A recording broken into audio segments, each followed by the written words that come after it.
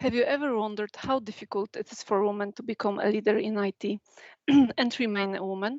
Our next speaker is a live example that it's possible. She has been in Nokia for over 20 years, going through various positions from pre-sales, network design, project management, sales and pricing transformation, to her current position of Executive Operations Director in Europe's Project Management Office of Fixed Networks. Her vast career path made her realize how vital gender diversity is important and needed in the IT industry. Right ahead of us, mind shifter and role model for future female leaders. From Spain, let's welcome Beatriz Arias.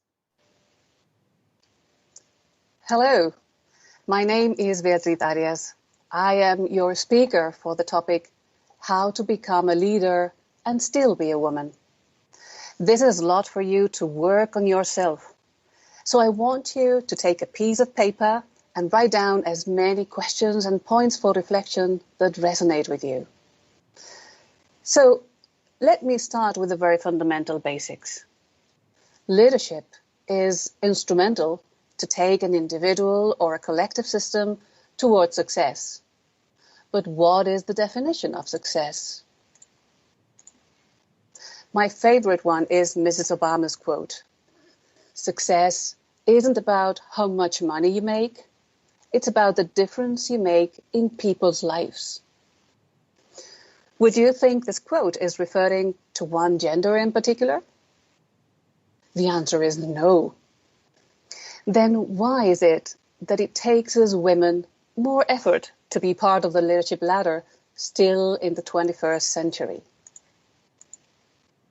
After introducing myself, I walk you through a few key items that I believe are the very first steps to fix in your mind if you feel appealed by a leadership career build. So who am I to talk to you about this?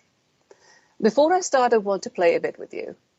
I want you to take your ears off and put on the ears of a recruiting VP. You're looking for someone competent and confident to enlarge your managers of managers leadership team. Would you hire me? From a career perspective, if you'd look into my LinkedIn profile, you'd see I'm today the head of operations for Europe in Nokia's Fixed Networks business group. Before that, I've enjoyed a wide professional career from commercial domain, where I reached a head of sales position for South Europe, to the delivery space, where I grew up from being a delivery manager into the role of head of operations that I enjoy today. I run today the operations for a business size of more than 500 million euro. But as a woman, I am also a mother of 2 children, an only child of my elder parents, and a partner for more than 13 years after my prior divorce. You may wonder how relevant this information is for a professional type of talk. Let me share with you my own experience.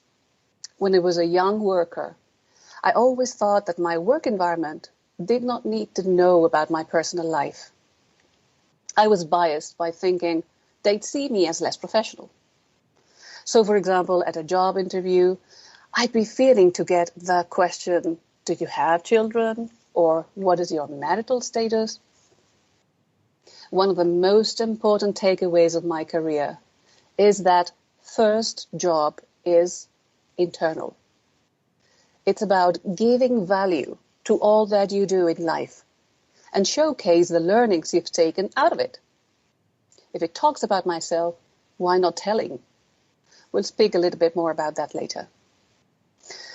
So, in that same line, hobbies. My passion is to help people find out the very best of themselves. So I much enjoy exercising as a coach since I got certified back in 2012. Also pretty rewarding for me to mentor younger professionals and students. And as I am especially keen on people's development, my founding premise is that you need to start with yourself. So I added mindfulness in my daily practice 5 years ago. And in the same therapeutical line, I volunteered to expand one of my coaching professor's books, which I hope will be released before end of this year. Also, gradually during past 18 months, I've acted more and more as a designated speaker in various professional forums, most of them within Nokia.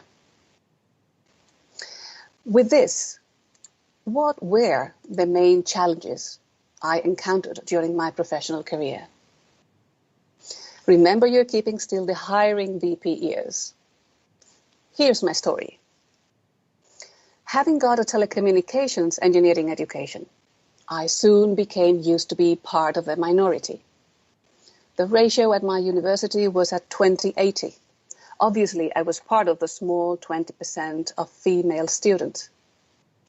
Already during my years of degree, I could notice I was not part of the techie gang that would enjoy spending hours and hours in front of the computer. I could learn on the hard skills, and I did learn to become an engineer. But still the flying question mark for me was, what's the purpose of this? And how can it make people to connect better and feel happier?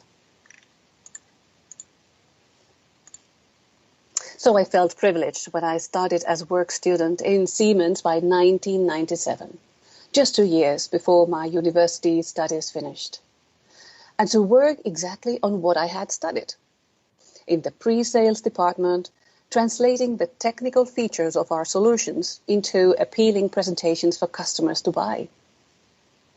What you see here is an inverted pyramid, from the top first initial steps to the bottom actual position in my professional career. Now, when you look at a company's org chart, you'd say the president of a company is level 0. Following levels are called N-1, then N-2 further below, N-3, etc., etc. The reason why I flag this at the right-hand side is to invite you to notice that different skills and learnings are required at each level of the leadership ladder. So passion for learning and teamwork are essential skills you need to prove in your initial steps, showing you care for the bigger picture, and how you influence on it makes you a stronger part of the team in the eyes of your manager. Then, when I took my first managerial responsibilities, being the only woman and the youngest in the leadership team at the time, made me encounter several odd situations, like a subcontractor trying to overrule my instructions under the reason that he had more experience than I did, or a direct report of mine not willing to follow my instructions because he was in the team long before than I. There's one key message for you here. Boundaries for respect are set by you in first place, not your manager.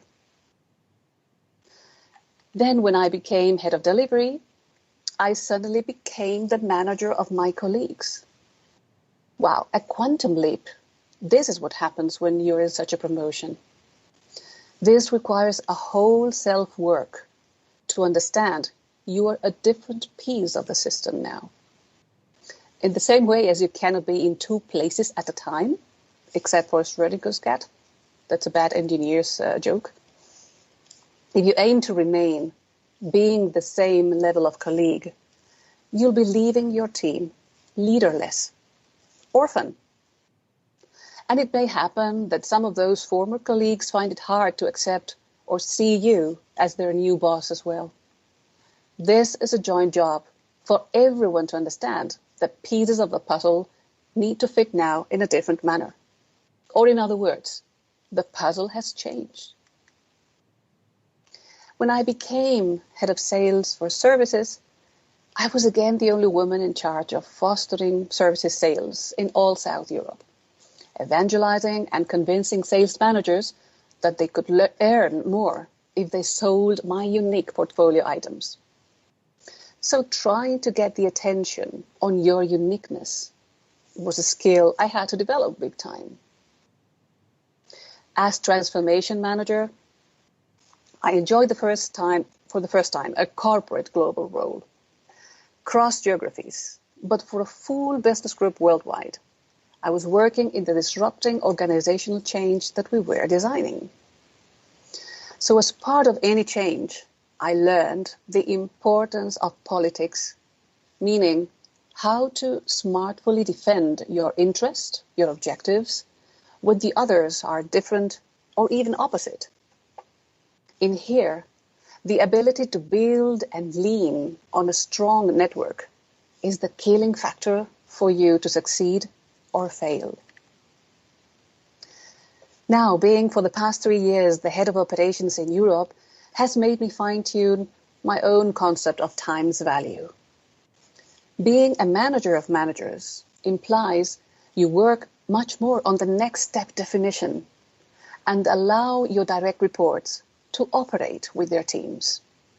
You tell them the what and give them the space to define the how. Would you say any of these learnings are gender specific? Now, as I said before, there are other features of myself beyond career experience that I also considered as defining me. Patience, balance between letting go and resilience, teamwork, active listening or leaving space for development while still guiding, being able to learn from the junior, the power of now as an enormous booster for efficiency, storytelling and the ability to persuade, or being able to organize my own rainforest mind thoughts. You may wonder if this personal, maybe too personal, aspect of your life should be exposed. One of the key learnings I've made is that any angle of your personal life gives you a unique opportunity to develop yourself and your leadership skills. So definitely, at an interview, these would be highlights I would remark.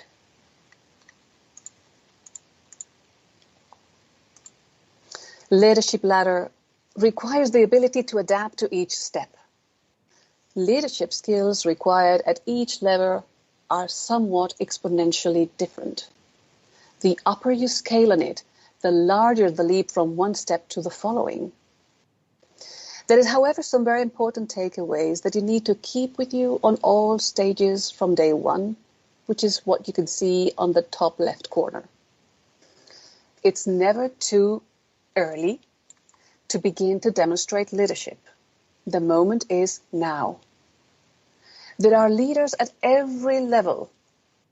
Watch out, you could be one. The higher you go, the more your success depends not on your individual competence, but how well you wear the mantle of leadership. The higher you go, the more relevant existing reference models for you to learn from are. So I spoke about the importance of having role models that you can relate to, fix for inspiration, or even consult in the face of challenges. I want to ask you now, what do you see here? A role model for life. Now, next game. Do you know the name of all these female leaders? Scan in your mind for 2 seconds. Try to remember as many names as you can.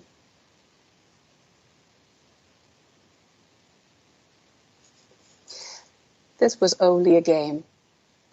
The real message here is, which are the leadership attitudes you value most? Look for a role model, or more than one, that you like to know about. It can be someone really notorious, like the women in this screen, but it can be also about women leaders in your nearby, not so public, who you admire. When you have a doubt, when you're in a roadblocker, ask yourself, what would this woman do? The interesting question for you right now is, do you want to be the next reference leader in your area?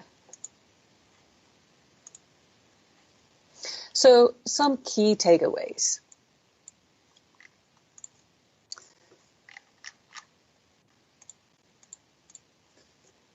Pick your variety of role models. Each one of them offers a unique angle of the mirror you'll be creating for yourself. Say yes to opportunities, even if you don't feel you fulfill 100% of the requirements. Let me tell you, if you would, you'd better be applying for the next level. 80% rule, I love this one. Your managers will not be looking for the perfect deliverable, but for the good enough one. While you may be working hard days and nights to finish your stuff until 100% or 150%, other peers may be delivering at 80%. Good enough. Good enough to keep going and let your manager know work is being done. Make your job visible on a more regular basis. Find a coach and a mentor for every new leadership step you'll be encountering. No one arrives there knowing what to do at all times. And yes, you know by now, there's a whole lot of new skills to be developed. To give them space, you'll need to be able to release old ones that are no longer relevant to your new position. Build your effective network. Create your group of allies who will dare to give you valuable feedback to help you grow. Give visibility and celebrate other women's successes around you. The worst thing a woman can do is keep believing in fairy tales and feeling threatened by the only evil character of the movie, a witch, another woman. Now, from this moment on, go and network, and keep networking, and never stop taking the chance of every new interaction to build a strong network of relationships where you make yourself known. Remember, I asked you if you'd hire me for your leadership team. I hope you'd give me that chance. If not, thank you so much for this space for me to keep improving. Thank you. Thank you, Beatriz, for this inspiring talk. Let's move to the next speech.